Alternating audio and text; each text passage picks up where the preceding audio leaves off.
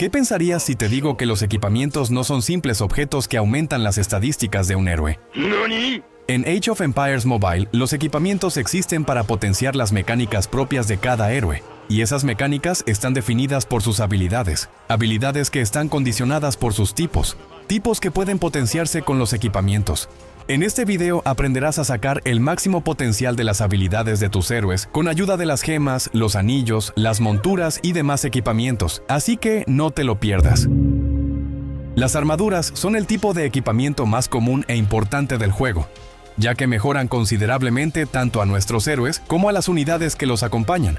Cada armadura tiene dos tipos de mejoras: la bonificación base y las bonificaciones por rangos. La bonificación base aumenta simplemente al subir el nivel de la armadura.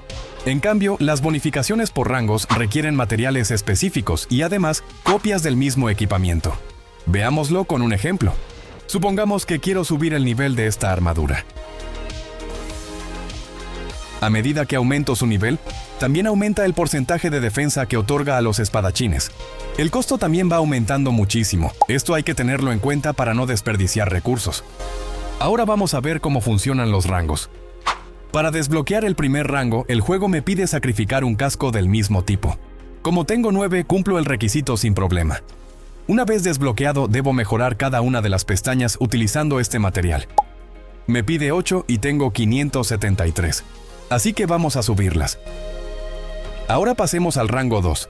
En esta ocasión necesito sacrificar 3 cascos y todavía tengo 8, así que seguimos cumpliendo los requisitos. Cada pestaña ya cuesta 24 cristales. Ya empieza a ponerse un poco caro, pero todavía tengo suficientes, así que continuemos.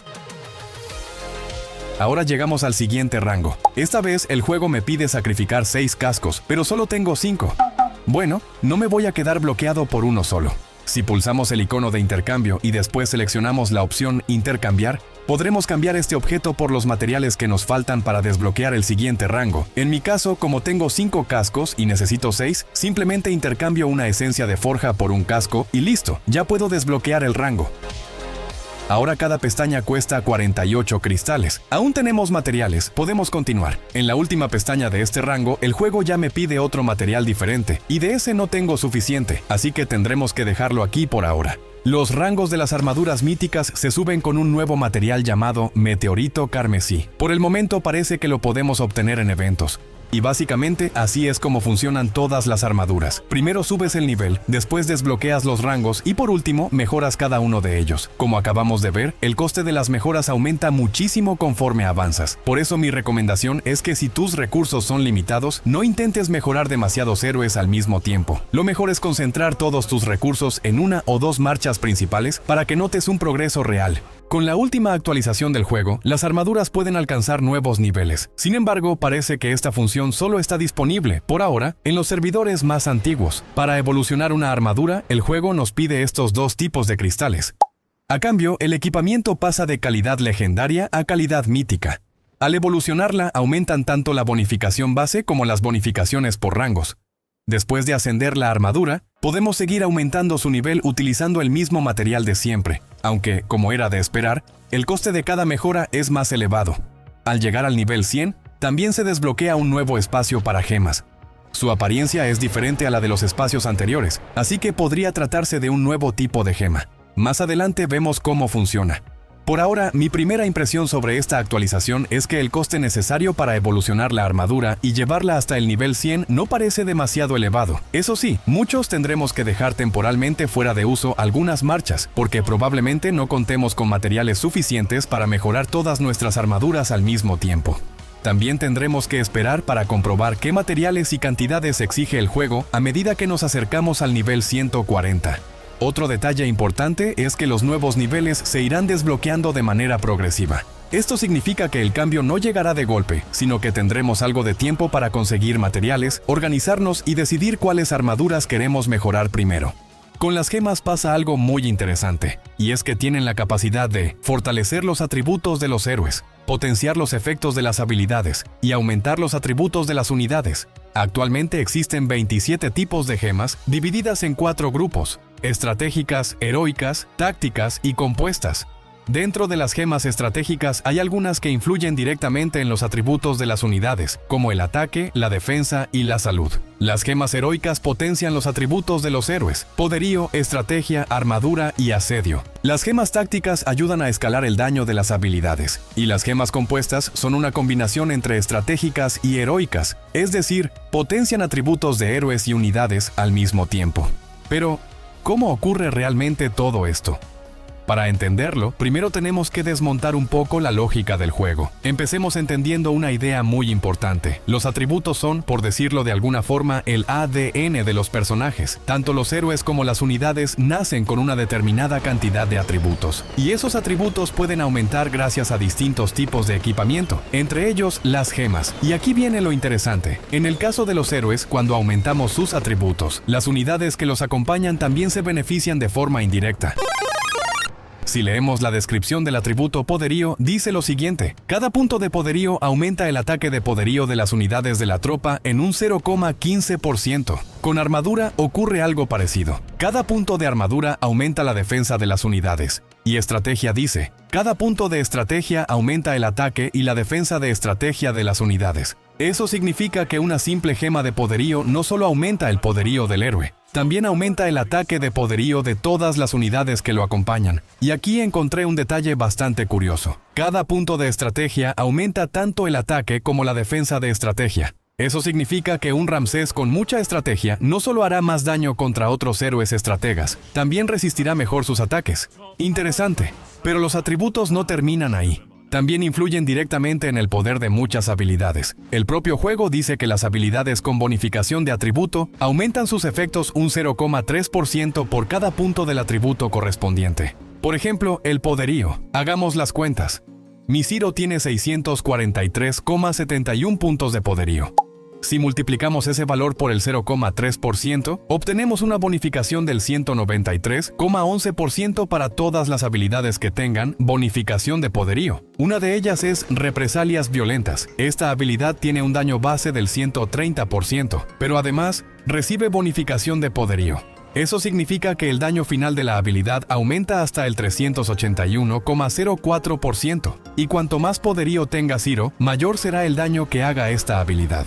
Pero aún hay más. La propia habilidad dice que aumenta el poderío del héroe en 30 puntos durante 6 segundos. Eso significa que, mientras el efecto está activo, Ciro ya no tiene 643,71 puntos de poderío, sino 673,71. Y si durante esos 6 segundos vuelve a ejecutar la habilidad, la bonificación de poderío se calculará utilizando ese nuevo valor. Un daño realmente devastador. Ahora hagamos una comparación.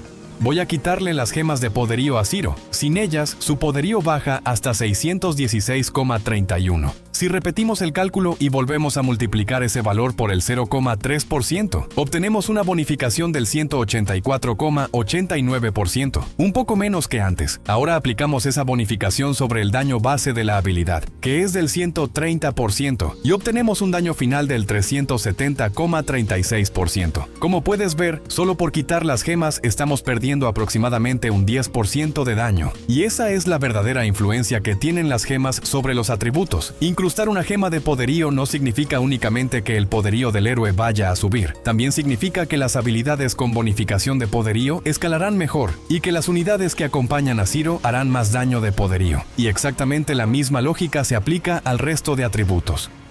Ahora viene otra parte muy interesante. Las gemas que potencian un tipo de habilidad aplican un efecto adicional sobre el daño final de esa habilidad. Podemos imaginarlo como una nueva capa de multiplicación. Veámoslo con un ejemplo.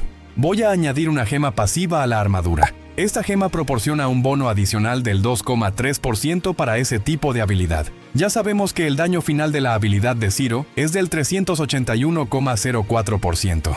Ahora aplicamos sobre ese resultado el bono que nos da la gema pasiva, y obtenemos un daño final del 389,80%. Pero espera, ¿qué ocurre si en lugar de una utilizamos 3 gemas del mismo tipo? Vamos a colocar las gemas que faltan.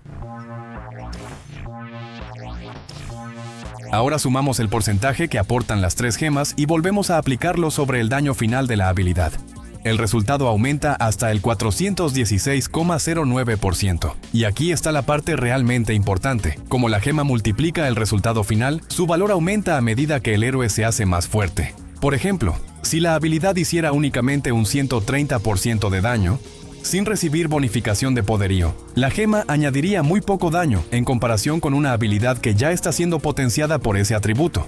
Con las gemas de regeneración o de ataque básico ocurre exactamente lo mismo. Si una habilidad tiene un índice de regeneración del 100% y además recibe bonificación del atributo poderío, su regeneración final aumenta, y si el héroe equipa gemas de regeneración, ese resultado vuelve a potenciarse todavía más. Las gemas compuestas funcionan de una manera muy sencilla. Son la combinación de gemas que aumentan los atributos de las unidades con gemas que potencian los atributos de los héroes.